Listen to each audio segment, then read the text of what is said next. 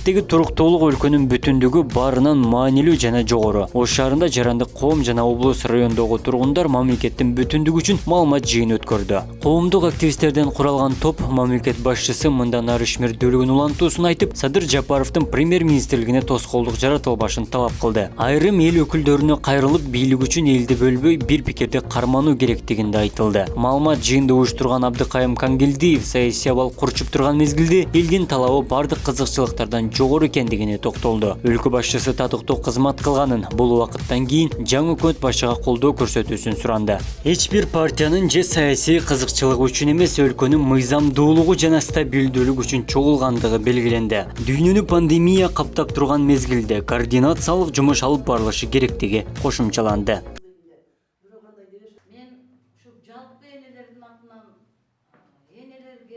Карапайым элдин атынан ушул президентибизден суранып, ошол өлчөдө Садыр Жапаровду колдоп, ага мүмкүнчүлүк берүүнү көптөн көп өтүнөбүз. Урматтуу саясий партиянын лидерлери, урматтуу топтордун лидерлери, сизден өтүнөбүз. Садыр Жапаров чындык үчүн күрөшкөн азамат экендигин баарыбыз билебиз. Ал кишиге мүмкүнчүлүк беришибиз керек. Ал киши тынч, таза, адилеттүү шайлоо өткөрүүгө жана мамлекеттик башкаруу системасын өзгөртүүгө абдан куштар жана аны колдошубуз керек. Ага бардык дүрстүктүү күчтөрдү, бардык саясий күчтөрдү чакырууга багыттайбыз, үндөйбүз. Биз элдин атынан, энелердин атынан суранабыз. Сиз ушул ишти аягына чыгарып, өзүңүздүн бийлигиңизди, өзүңүздүн элге болгон ак көңүлдүгүңүздөн пайдаланып, сизди башка күчтөр пайдаланып атышат. Ага карабастан ушул бийликти, ушул стабилдүүлүктү сактап калыш үчүн дагы аракет кылышыбыз керек. Садыр Жапаровду бүткүл эл колдойт. Энелердин атынан дагы бир ирет Садыр Жапаровго ийгилик, келечектеги Кыргызстандын гүлдөп өсүшүнө салым кошот деп элдин ишенишин актайт деп ишенем. Элдин бардыгын тынчтыкка, ынтымакка, жакшы эртеңги келе турган келечектин жакшы күндөрүнө чакырам. Сессия өткөрүшүп, ошону жерге көрсөтүп атса, ошол жерде турган депутаттар ушуга каршы чыгып атат. Ушул легитимсиз, ушул туура эмес болду деп. Ошол депутаттар 4-5 биздин эсибизде. Эмне үчүн ошолор ошол жерге келип катышпады? Эмне үчүн ошолор келип ошол жерде каршы чыккан жок? Ошол депутаттар ант берген. Биз калыстыкта турабыз деген. Биз адамдардын кызматын кылабыз деген. Урматтуу мекендештер, урматтуу калайык журт, баарыбызга белгилүү Жогорку Кеңештин шайлоосунан, Жогорку Кеңештин шайлоосу өтө одоно мыйзам бузуулар менен өткөндүгүнө байланыштуу жалпы эл көтөрүлүп, мына баарыңыздар күбөсүңөр, бизде күтүлбөгөн жерден абдан чоң саясий зор окуя ишке ашып кетти да. Мына ушул саясий зор толкундоолордон кийин биздин мамлекеттик жетекчилер жана бийлик органдарынын бардыгынын ар тарапка тарап биздин өлкөдө вакуумдук өкүм сүрүү коркунучунун алдында турабыз да.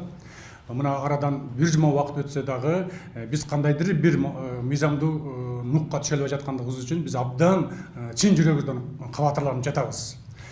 Мына Садыр Жапаровду буга чейин анын укугун, анын эркиндигин талап кылып колдоп келген миңдеген жарандардын тилеги ишке ашып, ал түрмөдөн чыгып, мыйзамдын негизинде Жогорку Кеңештин кезексиз чакырылган сессиясында премьер-министр болуп шайланып, эми иш баштаарында ар кандай күчтөр, ар кандай топтор жана саясий партиялар анын иштешине мүмкүнчүлүк бербей жаткандыгына дагы абдан кабатырлуу болуп жатабыз. Ошол учурда президентибиз Сооронбай Жээнбеков ал жерде айласыздан ак үйдөн кетүүгө аргасыз болуп, бүгүнкү учурда толук кандуу өзүнүн ишин жүргүзбөй баша албай жатканына дагы абдан кабатыр болуп жатабыз. Ошон үчүн жалпы элибизге, жалпы мамлекеттик жетекчилик бийлик органдарына, ошондой эле саясий күчтөргө, ошондой эле эң активист жарандарга официалдуу түрдө Ош шаарынын карапайым элдеринин, пенсионерлеринин, активисттердин атынан кайрылуу жолдойду деп туура таптык. Урматтуу Сооронбай Шарипович, сиз мамлекетибиздин легитимдүү президентисиз. Сиз бүгүнкү кезде мамлекетибизди мыйзамдуу нукка салууга милдеттүүсүз. Ошон үчүн ар кандай айдыңдарда, коомдук пикирлерде президентибиз эртең бүрсүгөн өзүнүн арызын астыка кетет экен деген маалыматтар тарап жатат. Сиз ага жол бербестен биздин Кыргызстаныбызды мыйзамдуу нукка салууга сиз милдеттүүсүз. Сиз мына бүгүнкү күнгө чейин официалдуу дагы коомдук пикирлер дагы Кыргызстанда эки легитимдүү бийлик бар деп айтып атышат. Бул жогорку кеңеш жана президент. Мына көрүп жатабыз, жогорку кеңеш кезексиз чакырылган жыйналышында ушул 61 депутатты чогултуп ушул жерге кворумду камсыз кыла албай жаткан учурда биз жогорку кеңешке дагы өтө эле чын жүрөктөн ишене албай турабыз. Ошон үчүн бирден бир легитимдүү бийлик, бирден бир легитимдүү мамлекеттик бийлик бул президенттин институту. Ошон үчүн Сооронбай Шариповичтен биз жалпы жамаатыбыз өтүнүп, мына ушул бүгүнкү хаоска айланып бара жаткан мамлекетибиздин бүтүндүгү, мамлекетибиздин тынчтыгы, мамлекетибиздин суверендүүлүгүн сактап калууга жан үрөп кызматка кайра келүүсүн өтүнүп жатабыз. Анын үстүнө мына пандемия учурунду катталып, пандемия бүткүл дүйнөнү каптап, экономикалык жактан эң артка кеткен учурда, экономикалык жактан аябай артка кеткен учурубузда, бүгүнкү учурда бийликтин бир да бутагына карапайым эл ишенбей калган учурда бир гана легитимдүү президентке гана көңүл түздөп турабыз. Ошон үчүн биз жалпы оштуктардын атынан, жалпы карапайым элдин атынан ушул президентибизден суранып, ошол эле Садыр Жапаровду колдоп, ага мүмкүнчүлүк берүүнү көптөн көп өтүнөбүз. Урматтуу саясий партиянын лидерлери, урматтуу топтордун лидерлери, сизден өтүнөбүз. Садыр Жапаров чындык үчүн күрөшкөн азамат экендигин баарыбыз билебиз. Ал кишиге мүмкүнчүлүк беришибиз керек. Ал киши тынч, таза, адилеттүү шайлоо өткөрүүгө жана мамлекеттибизди башкаруу системасын өзгөртүүгө абдан кустар жана аны колдошубуз керек. Ага бардык дыштыктуу күчтөрдү, бардык саясий күчтөрдү чакырууга багыттайбыз, үндөйбүз. Ассаламу алейкум. Улуу кыргыз туугандар. Биз бир атадан тараган кыргыз туугандарбыз. Биз бир канча замандан ушул мезгилге чейин ынтымак менен жашап келгенбиз. Биздин ынтымакты буруп, биздин ынтымакты кетирип, ортого чагуу салган биздин мансапкор адамдар болуп атат. Эми мен сөздү узакка созбой эле, убакыты тар экен, кыскача айтсам, элдин тилеги тынччылык менен Садыр Жапаровду алчу. Ол түрмөдө жатканда дагы Садыр Жапаров деп келишти. Элдин тынчын кетирген, ушул тополоңго алып келген акыйкатсыздык шайлоодон кийин муну түрмөдөн чыгарып, муну адамдар ошого жол беришип, сессия өткөрүшүп, ошону жерге көрсөтүп атса, ошол жерде турган депутаттар ошого каршы чыгып атат. Ушул легитимсиз, ушул туура эмес болду деп. Ошол депутаттар 4-5 биздин эсибизде. Эмне үчүн ошолор ошол жерге келип катышпады? Эмне үчүн ошолор келип ошол жерде каршы чыккан жок? Ошол депутаттар ант берген. Биз калыстыкта турабыз деген. Биз адамдардын кызматын кылабыз деген. Ошол депутаттар башында келгенде айткан: биз машина минбейбиз, биз үй албайбыз, биз айлык албайбыз, биз элге бекер келип иштеп беребиз дешкен. Бүгүн ошолор ошол тууралуу антта туруш керек болчу. Элдин ынтымагын кетирип аткан мына ушундай сөздөрдөн болуп атат. Мен суранам, ушундай көрө албастыктарды токтотуп туруп, элдин тилегине балта чаппаш керек булар. Эл колдогон, эл максат кылган нерсени мына ушул кыргыздын балдары колдоп бериш керек. Алла Таала айтып атат: силер ынтымак болгула, силер кеңешкиле дагы чечкиле, ошол туура эмес болсо дагы мен кабыл алам деген аяттар бар. Биз Алланыкыбыз бу тууралуу суралабыз.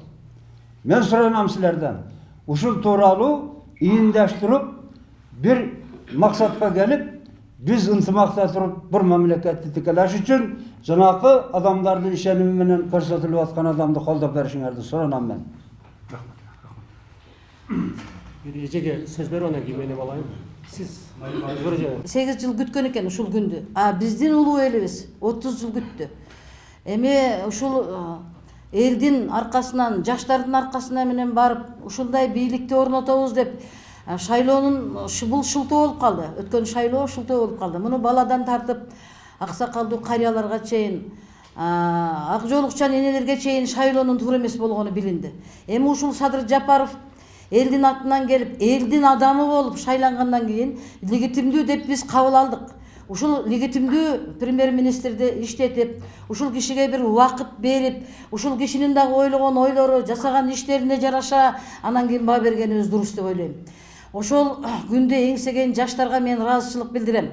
Анан ошону менен бирге азыр ушул күндө легитимдүү бийликтин башында турган Сооронбай Шарипович, сиз өзүңүздүн ишиңизди тынчтык жолу менен элди сактап калдыңыз. Өзүңүздүн акылмандыгыңыз менен, өзүңүздүн Аллага ишенген жакшы жолуңуз менен элди ушундай катуу, өтө чоң апаттан сактап калдыңыз. Анткени убагында ушул чараларды көрүп, убагында ушул абалды киргизип, элдин жакшы батасын алып атасыз. Биз элдин атынан, энелердин атынан суранабыз. Сиз ушул ишти аягына чыгарып, өзүңүздүн бийлигиңизди, өзүңүздүн элге болгон ак көңүлдүгүңүздөн пайдаланып, сизди башка күчтөр пайдаланып атышат. Ага карабастан ушул бийликти, ушул стабилдүүлүктү сактап калыш үчүн дагы аракет кылышыңыз керек. Садыр Жапаровду бүткүл эл колдойт. Энелердин атынан дагы бир ирет Садыр Жапаровго ийгилик, келечектеги Кыргызстандын гүлдөп өсүшүнө салым кошот деп элдин ишенишин актайт деп ишенем. Элдин бардыгын тынчтыкка, ынтымакка, жакшы эртеңки келе турган келечектин жакшы күндөрүнө чакырам. Рахмат. Улуу баштуу, аттуу баштуу адамдар сүйлөп атабыз. Анткени билесиздер, кандай гана болуп кетти биздин Кыргызстандын абалы өтө оор, ошого кабыргабыз кыйшайып отурабыз. Биз мурунку бийликке же жаңы бийликке жагынайын деп бул жакка чыгып отурган жерибиз жок. Туугандар, көрүп атасыңар.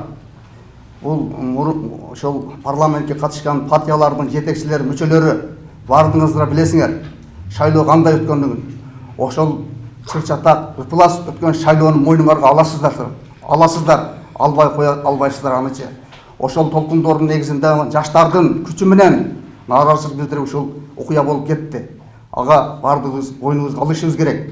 Анан туугандар, мына Сооронбай Шарипович мурда биздин ушул эл шайлаган президент болуп иштеп келди. Аябай жакшы иштеди. Бул кишинин эч кандай эмеси деп ойлоймун. Сооронбай Шарипович, сизге кайрылат элем. Сиз ошол мурунку убакта эки революциянын катышып, ошого күбө болуп келдиңиз. Ошол убакта эртеси революцияда болот. Анын эртеси кандай кыйынчылыктар болуп атты ушул өлкөнү туура жолго салыш үчүн. Ошондуктан биз азыркы мезгилдеги Кыргызстандын премьер-министри Садыр Нуркожоевду бардыгыбыз билебиз, тааныйбыз. Ушул киши биздин премьер-министр экенибизди. Ошон үчүн Сооронбай Шарипович, сиз ушул Садыр Нуркожоевге колуна кол, бутуна бут болуп, ушул кырдаалдан чыгарып, Кыргызстанды жөнгө салып бергениңизди суранабыз. Бүт кыргыз эли ошону суранып жатат. Анткени биздин максатыбыз Кыргызстан бөлүнбөш керек, бүтүндүк керек биздин Кыргызстаныбызга. Рахмат сиздерге.